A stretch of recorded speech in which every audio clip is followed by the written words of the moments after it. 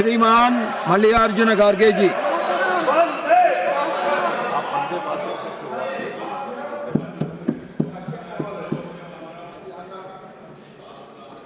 सभापति महोदय,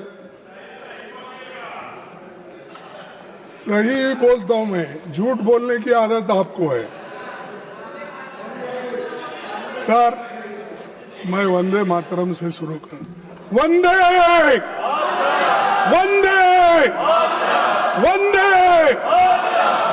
आप भी जरा बोलिए, आप तो सो गए, आप भी सो गए।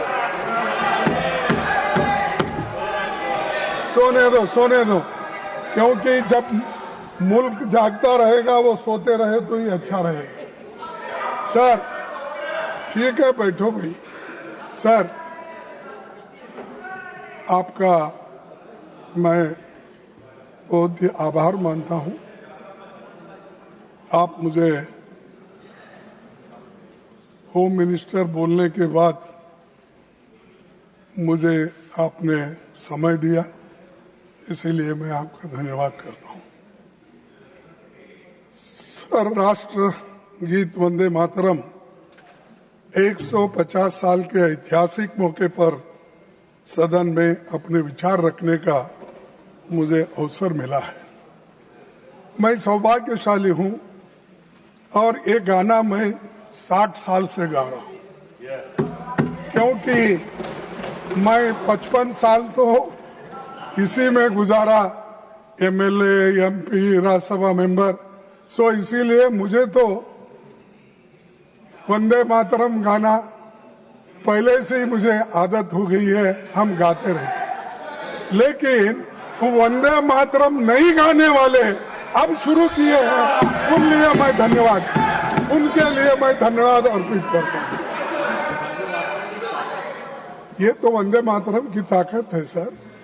और वैसे तो ये राष्ट्रीय उत्सव का विषय है, बहस नहीं, मगर सबसे पहले मैं इंडियन नेशनल कांग्रेस की ओर से महान रचनाकार जो बंकिम चट्टोपाध्याय को नमन करता हूं, उन सेनानियों को भी नमन करता हूं। वंदे मातरम का नारा लगाते हुए आजादी के आंदोलन में जिनको बलिदान दिए उनको भी मैं नमन करता हूं। वंदे मातरम गीत भारत के सार्वजनिक जीवन में तब प्रवेश करता है जब गुरुदेव रविंद्रनाथ टैगोर ने 1896 में कांग्रेस के कलकत्ता अधिवेशन में पहली बार गाया था, और जिसका जिक्र हमारे होम मिनिस्टर ने अपने इस पे किया, लेकिन इसका बैकग्राउंड क्या था ये नहीं बोले। जो चीज उनको अच्छी लगती है और कांग्रेस को टोकने के लिए, हमारे लीडरों का अपमान करने के लिए जो बोलना है वही कट पेस्ट करके बोलते हैं, दूसरा नहीं बोलते। ये आदत है, लेकिन क्या कर सकते सर, चंद लोगों की वो आदत से मजबूर होते हैं, वही बात बार बार करते हैं। सर, इस तरह वंदे मातरम को आजादी का नारा बनाने का काम कांग्रेस पार्टी ने किया। कांग्रेस ने अपने अधिवेशनों और कार्यक्रम में वंदे मातरम के नियमित गायन की परंपरा शुरू कर दी। क्या आप लोगों ने अपने पार्टी का कार्यक्रम शुरू होता, ये आपने पहले कर दिए थे? करते थे। अरे आप तो हर चीज के खिलाफ करते हो, फिर भी आपको मैं बार बार टोकना नहीं चाहता, लेकिन आपको मालूम होना चाहिए, आपका इतिहास ये है कि आप हमेशा देशभक्ति के गाने को, आजादी को और आजादी के लड़ाई के खिलाफ आप थे, कभी भी आप उसके फेवर में नहीं। सर, महात्मा गांधी ने जब 1921 में असहयोग आंदोलन, नॉन कोऑपरेशन मूवमेंट छेड़ा, तो लाखों कांग्रेसी स्वतंत्रता सेनानी भारत माता की जय, महात्मा गांधी की जय और वंदे मातरम का नारा लगाते हुए जेल जा रहे थे। आप क्या कर रहे थे? ब्रिटिशों के पास नौकरी कर रहे थे। निकाल के देखो। अरे, और आप हमको देशभक्ति सिखाते हो, हमको पैट्रियोटिज्म सिखाते हो। अरे, पहले तो आप पैट्रियोटिज्म के नाम से डरते थे और सिर्फ सेवा करना ब्रिटिशरों का जानते थे। इसीलिए अरे माफीनामा फिर आता हूं भाई बाद में, वो तो उनके गुरु का है। सभापति जी, मैं कहना चाहूंगा कि पीएम मोदी जवाहरलाल नेहरू जी का अपमान करने का कोई मौका नहीं छोड़ते और वैसा ही होम मिनिस्टर नहीं छोड़ते, क्योंकि उनके पीछे पीछे है ना, वो आगे आगे इन्हों पीछे पीछे। तो ये नेचुरली ये हमेशा कि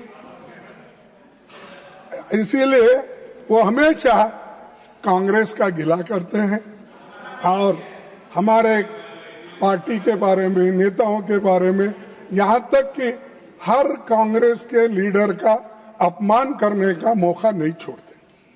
लेकिन मैंने प्रधानमंत्री का भाषण सुना और उन्होंने नेहरू जी पर आरोप लगाया और कहा कि 1937 में नेहरू जी के नेतृत्व में कांग्रेस पार्टी ने मूल वंदे मातरम गीत से महत्वपूर्ण पद हटा दिए थे। अभी जिसका जिक्र उन्होंने किया, यहाँ तक भी किया कि मुसलमानों का नाम लेके उनको डर के वो हटा दिए, ये भी कहा उन्होंने। सर, ये बातें आप अब बता रहे हैं, जब आप मुस्लिम लीग के साथ मिलकर गवर्नमेंट किए, श्यामा प्रसाद मुखर्जी और मुस्लिम लीग मिलके आपने बंगाल में जो गवर्नमेंट की, कहाँ गया था देशभक्ति? कहाँ गया था आपका देशभक्ति? कहाँ थे आप लोग? क्या देश के लिए कोई? अरे ये लोग, अरे पढ़ो, आपका इतिहास मालूम होता है। सर, प्रधानमंत्री जी ने सुभाष चंद्र बोस को नेहरू जी की चिट्ठी का, सर प्रधानमंत्री जी ने सुभाष चंद्र बोस को नेहरू जी की चिट्ठी का भी जिक्र किया। हमेशा की तरह उन्होंने फिर से सदन को गुमराह किया।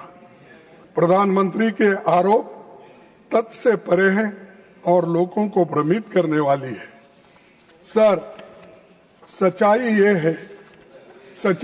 है 16 अक्टूबर 1937 को नेताजी सुभाष चंद्र बोस ने गुरुदेव रविंद्रनाथ टैगोर को पत्र लिखा और उनसे पूछा कि कांग्रेस को वंदे मातरम के प्रति क्या रुख अपनाना है।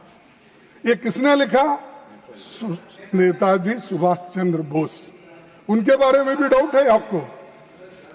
इसके अगले दिन 17 अक्टूबर को नेताजी ने नेहरू जी को पत्र लिखा और सुझाव दिया कि नेहरू जी को इस विषय पर गुरुदेव से व्यक्तिगत रूप से मिलना चाहिए। ये सुभाष चंद्र बोस के वाक्य है।